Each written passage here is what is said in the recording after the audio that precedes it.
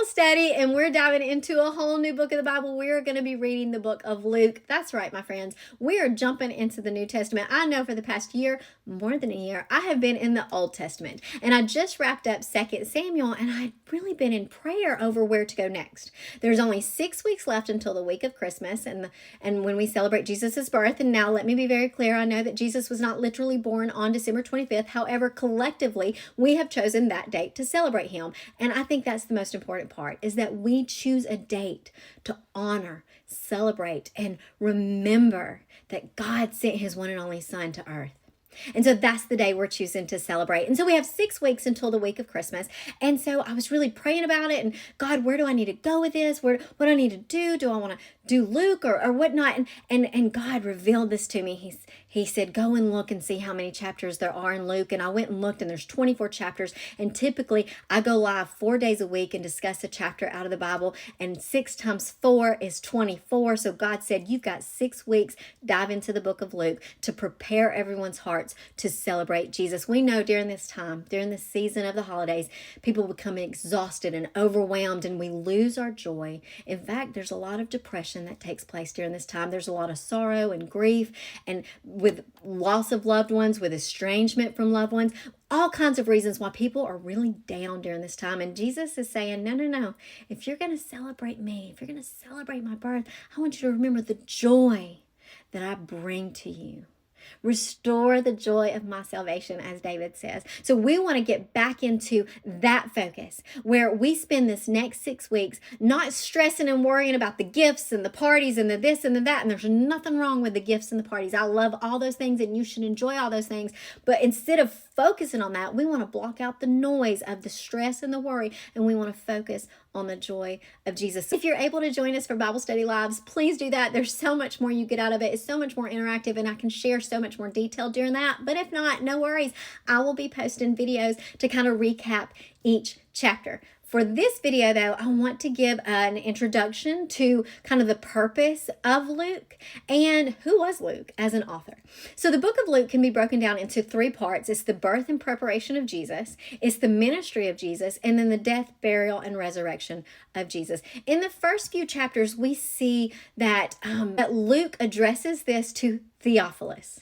Now, there's a lot of debate over who Theophilus is. Is it an individual person, or is it meant for all believers of Christ? Because the name Theophilus means one who loves God. So it could be interpreted to be presented to all of us who love God and follow God. However, after doing some more research, I've realized that there are a lot of scholars who believe that Theophilus is actually an individual person, perhaps a Roman official, and that the way Luke addresses him is most excellent Theophilus, which leads us to believe that this was kind of a very specialized greeting. It wasn't just to anybody. Also, Luke makes it very clear that he carefully researched and investigated all of the things he puts in this book.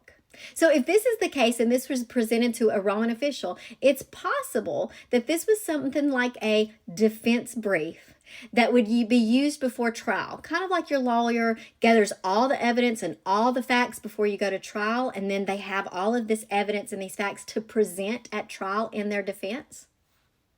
It's possible that this book was written to Theophilus, the Roman official, as a defense briefing of all the facts and all the evidence that was gathered through research and investigation. Again, Luke lets us know in the first 4 verses that he did his research. He talked to the witness. He did interviews. So he gathered all this information so that when someone like Paul perhaps went to trial, he would have this as his defense packet. Now, that's a very interesting take on it. It's one that I'd never heard before, but I actually really enjoyed the thought of that Luke, because we know that Luke was with Paul. He was a companion of Paul, and he was even one of the ones who was with Paul, supporting Paul while Paul was in prison.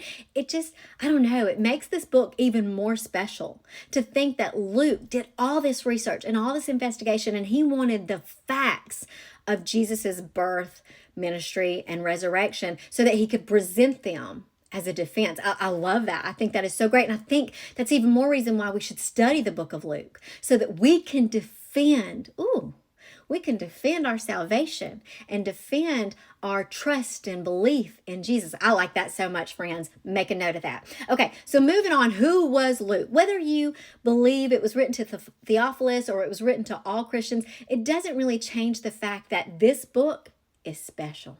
And this book holds so much power and so much meaning. So again, who was Luke? First of all, he was not one of the 12 disciples, which I find fascinating. He was one of the ones, there's only the four book of the Gospels, Matthew, Mark, Luke, John, but yet he wasn't a disciple.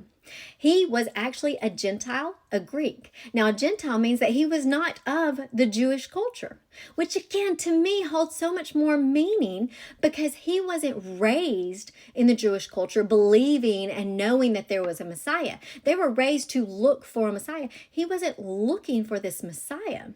He wasn't raised to believe in the law of Moses, yet his faith led him to study and document the life of a Jewish Messiah.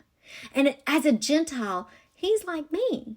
Someone who, again, wasn't raised looking for the Messiah, but that shows the power and might of his faith and belief in the Messiah. We also know that he was a doctor, and through his writing style, he showed that he is an academic, a top-notch scholar, that he knows his stuff. And did I mention, as a Gentile, he is the only Gentile author in the New Testament? The only Gentile author in the New Testament. That's right, the rest of them were of the Jewish culture. He wrote the book of Luke and the book of Acts. The book of Luke, as I stated, shows the life account of Jesus, and the book of Acts shows the early church in action. And also, if I remember correctly, because he wrote those two books, he wrote more than any other author in the New Testament, and he was a Gentile. And as I already kind of mentioned, he was a companion of Paul. We see this in Colossians 4. And then we also know that Luke traveled with Paul and was even with him in imprisonment. And I mentioned that before, but I wanted to give y'all the Bible verse, because say it, cite it. That is from 2 Timothy 4:11. He says, only Luke is with me. One more thing I wanted to point out about Luke. I think this is the last thing. I mean, there's so many great things about Luke. Y'all go do your own research, and please let me know if I missed something or left something out, because I think understanding the author, who he was and what he represents, helps us to understand his writing and his perspective, which again, the book of Luke is such a beautiful account of Jesus. The last thing I wanted to point out here is that he was a researcher and a historian, and I kind of already mentioned that, but in Luke 1 and 3, it says carefully investigated everything from the beginning. This was a very thoughtful account. It was very thorough. It wasn't haphazard. It wasn't partial. It wasn't just, I'll talk to Mary and I'll talk to him, and I may talk to Paul. I'll talk to Paul because I travel with him. No. It was a thorough investigation of facts. It was also a orderly account. We see that in the first 4 verses. He calls it an orderly account, and this, I looked it up, and this is what an orderly account says. Structured, systematic presentation of information organized in a way that is understandable and builds certainty for the reader. Clear, coherent narrative.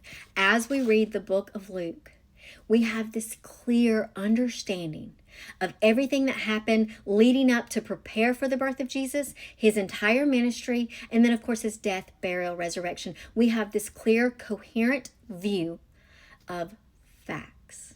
And that's what I want y'all to prepare for as we study the book of Luke, understanding that this is a powerful moment for us to open our hearts and allow God to truly speak to us like never before. My friends, I hope y'all will join me on this journey through the book of Luke. Above all else, always remember, never forget, Jesus loves you. He does. Jesus loves you so much, and he always will.